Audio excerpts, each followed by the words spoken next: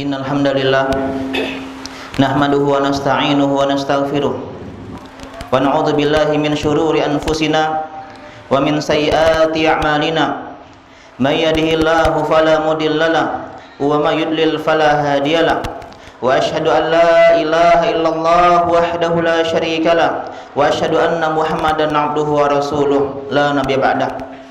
Qala Allah ta'ala fil Qur'anil Karim, ya ayyuhalladzina amanu taqullaha haqqa tuqatih wa la tamutunna illa wa antum muslimun.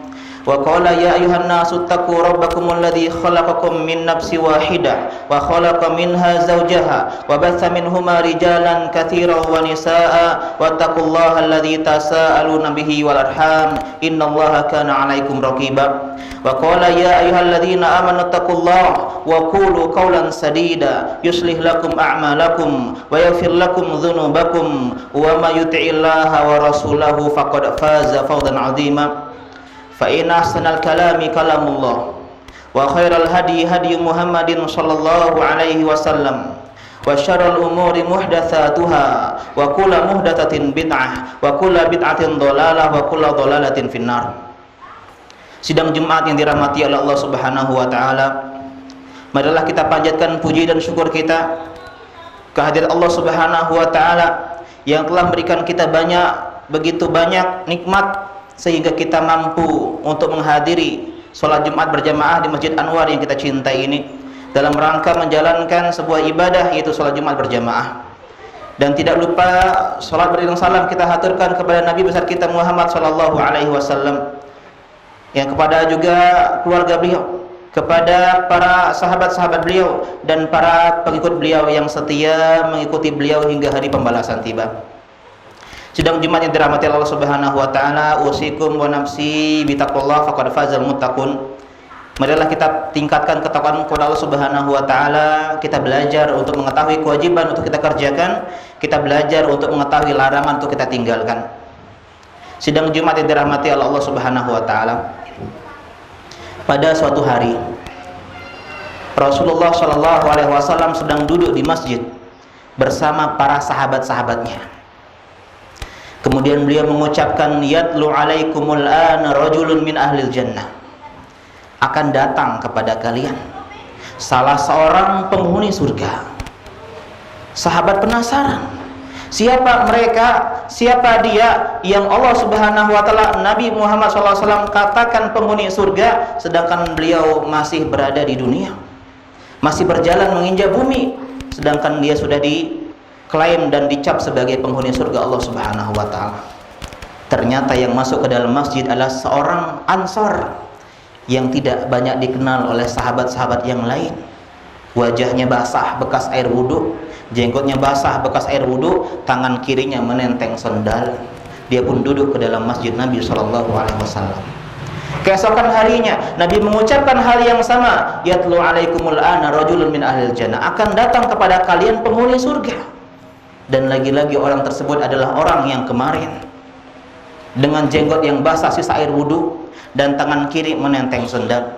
Keesokan harinya 3 hari berturut-turut Nabi mengucapkan hal yang sama, yatlu alaikumul ana rajul min ahlil jannah, dan lagi-lagi orang tersebutlah yang ketiga kalinya juga masuk ke dalam masjid dalam keadaan yang sama, jenggot basah sisa air wudhu dan tangan kiri menenteng sendal. Seorang sahabat penasaran. Beliau adalah Abdullah bin Amr bin As.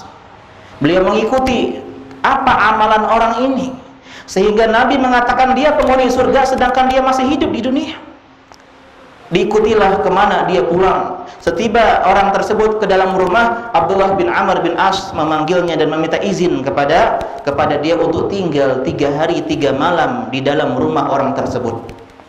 Tujuannya hanya satu, untuk mengetahui amalan rahasia apa yang menyebabkan dia menjadi penghuni surga Allah Subhanahu wa taala. Ternyata selama 3 hari 3 malam Abdullah bin Amr bin As tidak mendapatkan hal yang hal yang istimewa, hal yang luar biasa. Dia tidak banyak mengerjakan amal-amal ibadah. Bahkan dia tidak sholat malam. Dia hanya bangun ketika untuk sholat subuh saja. Dan dia hanya terjaga ketika dia berbaring di atas kasur pembaringannya, dia terjaga dan berzikir kepada Allah Subhanahu wa taala, kemudian lanjutkan tidurnya. Dan dia juga tidak baca Quran 24 jam, tidak puasa sunnah setiap hari, tidak sholat sampai kakinya bengkak, sederhana-sederhana saja. Sampai terkesan Abdullah bin Amr bin As sedikit meremehkan amalan orang tersebut. Selesai 3 hari 3 malam, dia pun akhirnya pamit meninggalkan rumah orang tersebut. Dan dia mengungkapkan apa sebabnya. Saya mendengar Nabi mengatakan demikian dan demikian, dan engkaulah yang dimaksud oleh Nabi SAW 3 hari berturut-turut. Kalau boleh tahu amalan apa saja yang kau lakukan? Kata orang tersebut, ma huwa illa ma ra'aita. Saya nggak sembunyiin apa-apa, itulah amalan-amalan saya. Kemudian Abdullah bin Amr pun hendak pulang pamit. Sebelum pulang, orang tersebut memanggilnya, ya ma huwa illa ma ra'aita. Memang ya tidak ada yang saya sembunyikan, itulah yang kau lihat, itulah amal ibadahku. Ghairu anni la ajidu fi nafsi minal muslimina ghishan wala ahsudu ala ahadin ala khairin, ya ahadan ala khairin a'tahullahu iya. Tapi saya punya 2. Saya nggak pernah membenci seorang muslim pun, dan saya tidak pernah hasad, iri, dengki kepada kebaikan yang Allah berikan kepada seorang muslim pun. Mendengar ucapan tersebut, Abdullah bin Amr bin As mengatakan, hadhihi lati balagat bika wa hiya lati la nutik. Ini yang membuat engkau mencapai derajat tersebut penghuni surga, dan ini yang belum kami mampu. Sidang Jumat di rahmat Allah Subhanahu wa taala. Banyak di antara kita mudah berbuat ibadah-ibadah lahir. Kita rajin sholat malam, kita rajin sholat sunnah, kita rajin hadir pengajian, kita rajin berpuasa, rajin bersedekah, rajin baca buku, rajin untuk hal-hal yang lainnya. Tapi sedikit di antara kita yang bisa beramal dengan amalan hati. Kita sholat, tapi lihat sholat kita khusyuk atau enggak. Kata Nabi SAW, ma kutiba illa usyru sholatihi, hanya 1/10 pahala sholatnya. Wa tus'uha, dan hanya 1/9, wa sumunuha, hanya 1/8, dan seterusnya. Mungkin di antara kita banyak yang puasa sunnah, tapi sedikit di antara kita yang selamat dari riya dan sum'ah. Kita sering sedekah, donasi, berderma untuk pembangunan pesantren, untuk masjid, untuk kebaikan-kebaikan sosial dan dakwah yang lainnya. Tapi sedikit di antara kita yang selamat dari ujub, rasa bangga. Sedikit di antara kita yang ketika ditimpa musibah bersabar, ridho, menerima takdir Allah Subhanahu wa taala. Sedikit di antara kita yang bisa bertawakal. Kita masih mengandalkan kerja keras kita, relasi kita, usaha kita. Kita kurang tawakal dengan Allah Subhanahu wa taala. Apalagi khasyah, takut kepada Allah Subhanahu wa taala, jauh dari kita. Sidang Jumat dirahmati Allah Subhanahu wa taala, amal hati sangat penting. Kita nggak mengatakan amal-amal zahir itu remeh, tidak, kecil, tidak. Tapi lihatlah para ulama.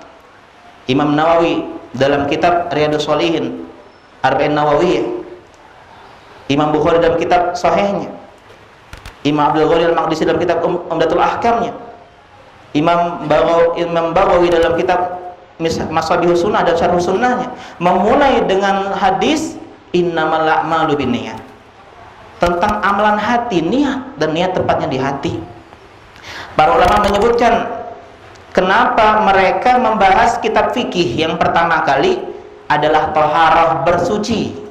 Di antara sebab dan rahasianya, maksudnya sebelum kita sholat, sebelum kita zakat, puasa, haji, menikah, bermuamalah, perbaiki dulu hati, sucikan dulu hati.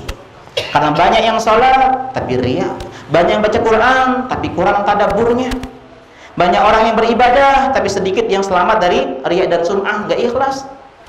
Karena itulah di antara hal yang harus kita pelajari, pentingnya amalan hati. Kita boleh fokus memperbanyak kuantitas amal, tapi yang paling diprioritaskan adalah kualitas amal-amal kita.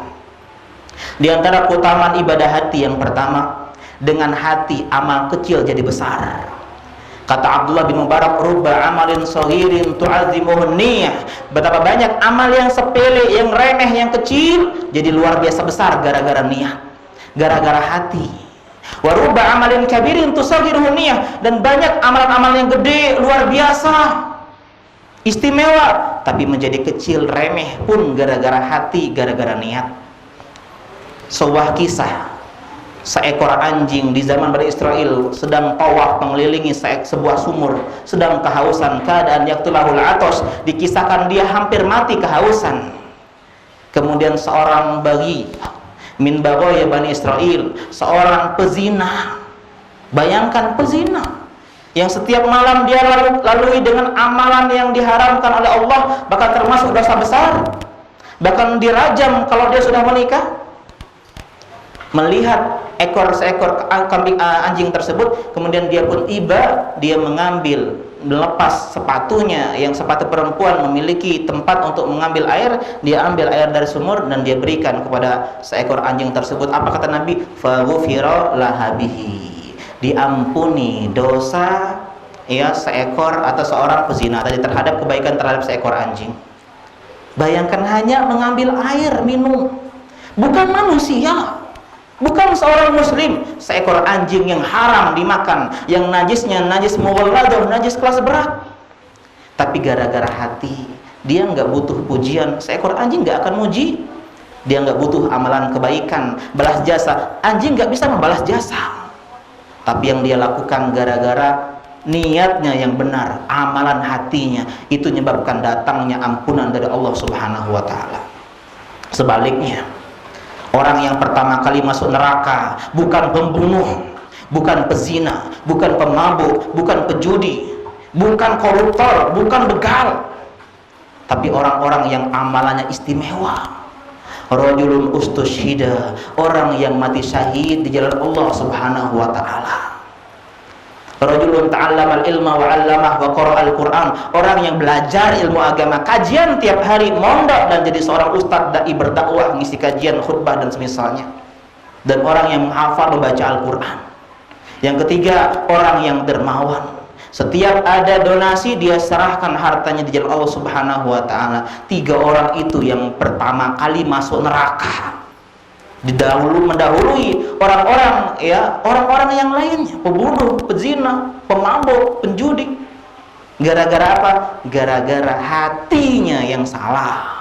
Mereka beramal karena hatinya cacat. Mereka berjihad karena ingin dikatakan seorang pahlawan, pemberani, mujahid. Dia belajar ilmu agama, dibilang alim, dibilang seorang kiai, ustadz dan semisalnya. Dia menghafal Quran agar dibilang seorang hafid, penghafal Quran dan semisalnya. Dia dermawan biar dibilang seorang donatur, yang muhsinin, seorang baik hati. Ia lagi gemar sedekah dan yang semisalnya. Ini poin yang pertama. Jadi dengan hati, amal yang kecil menjadi besar. Yang kedua, dengan hati juga seorang bisa mendapatkan pahala kebaikan meskipun dia tidak mengerjakannya. Dalam artian hati sini adalah niat. Nabi mengatakan dalam sebuah peperangan, ada orang-orang yang gak ikut perang sama kita. Mereka di Madinah, mereka di rumah mereka, rumah-rumah mereka. Mereka nggak ikut perang melawan musuh, mereka nggak berjalan di medan pertempuran, tapi kata Nabi SAW, mereka berserta kalian dalam pahala. Mereka dapat pahala. Kenapa? Habasahumul uzur, karena mereka terhalang oleh uzur, oleh sakit. Mereka pengen jihad, hatinya mengidamkan jihad, hatinya menginginkan berbuat ibadah kebaikan, tapi karena uzur, karena mereka tidak mampu. Tapi kata Nabi, pahalanya sama dengan hati. Ada yang pengen sholat Jumat pada siang hari ini, tapi dia tidak bisa, dia sakit, tapi hatinya menginginkan untuk demikian, pahalanya mendapatkan pahala yang sama, hati. Nabi mengisahkan tentang seorang yang dermawan, yang punya ilmu dan punya harta, dia sedekah banyak di jalan Allah Subhanahu wa taala. Dan ada orang yang kedua, dia punya ilmu tapi dia nggak punya harta. Ketika dia lihat orang yang pertama, ya Allah, lau anna li malan la amiltu bi amali fulan, seandainya saya punya harta seperti fulan, saya pasti akan berusaha untuk sedekah seperti fulan. Satunya sedekah 2M misalnya, satunya enggak sedekah sepeser pun, Pak. Tapi gara-gara niat, apa kata Nabi? Fa huwa bi niyatihi fa ajruhuma sawa. Kedua-duanya dapat pahala yang sama. Gara-gara apa? Gara-gara niat. Dan yang ketiga, dengan hati maupun niat juga seorang bisa dapat pahala dari hal-hal yang mubah, dari hal-hal duniawi. Kata Mu'adz bin Jabal, arju anamu akum, saya tidur, saya sholat malam. Wa arju fi naumi ma arju fi qaumati. Tapi saya bedanya berharap dengan hati saya dapat pahala sholat malam meskipun saya sedang tidur. Kenapa? Diniatkan dengan hatinya, saya istirahat agar saya bisa bangun sholat malam. Saya makan minum agar saya bisa beribadah untuk Allah Subhanahu wa taala. Saya bekerja agar saya bisa untuk bersedekah di jalan Allah Subhanahu wa taala. Jadi dengan hal-hal yang mubah, makan, minum, istirahat, bahkan dia dapetin pahala gara-gara hati, gara-gara niatnya. Bahkan dia mengatakan fi buti ahadikum shadaqah, kalian mendatangi istri kalian itu sedekah. Sahabat keheranan, ya Rasulullah, ayati aduna syahwatahu fakana lahu ajr, apakah mungkin orang yang melampiaskan syahwat kok dapat pahala? Kata Nabi, ara'aitum in wada'aha fi haram akana alaihi wizr, bukankah kalau dia melampiaskan syahwat di jalur yang haram dia dapat dosa? Iya. Kadzalika idza wada'a fil halal kana lahu fiha ajr, begitu juga kalau dia meletakkan di jalan yang halal maka dia pun mendapatkan pahala. Kenapa? Niat sedekah, niat untuk membantu syahwat biologis sang istri dan semisalnya, niat agar terhindar dari zina dan semisalnya, dapat pahala gara-gara hati, gara-gara niat. Bahkan kata Nabi, lan tunfik nafaqatan tabtaghi biha wajhallah illa ujirta 'alaiha hatta luqmah tad'a fi imra'atik, dan tidaklah kita menafkahi sehari-hari istri kita bahkan hanya sesuap nasi yang kau letakkan di mulut istrimu, melainkan engkau akan dapat pahala gara-gara hati, gara-gara amalan-amalan hati. Di antaranya salah satunya adalah niat. Barakallahu li wa lakum fil Qur'anil Karim wa nafani wa iyyakum bima fihi minal ayati wa dzikril hakim. Aqulu qouli hadza wa astaghfirullah li wa lakum wa lisa'il muslimin min kulli dhanbin fastaghfiruhu innahu huwal ghafurur rahim.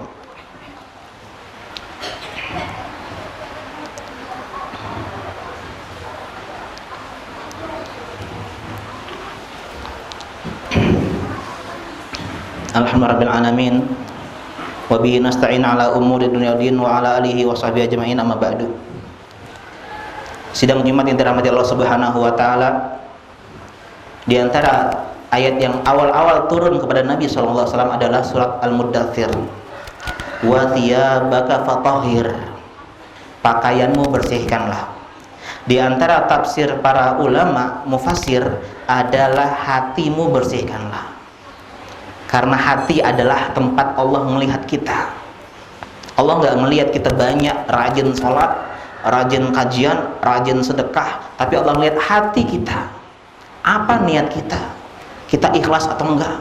Mungkin ada orang-orang yang amalannya sedikit-sedikit saja, tapi hatinya tulus, ikhlas karena Allah Subhanahu wa taala.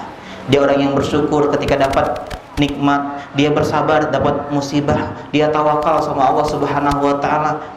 Dia takut kepada Allah Subhanahu wa taala, sedangkan kita yang banyak amal-amal ibadahnya tapi jauh dari amalan-amalan hati. Amal kita banyak tapi kualitasnya nol. Amal kita banyak tapi hatinya berharap pada sama Allah Subhanahu wa taala. Karena itulah Allah, Nabi mengatakan, innallaha la yanzuru ila suwarikum wa amwalikum.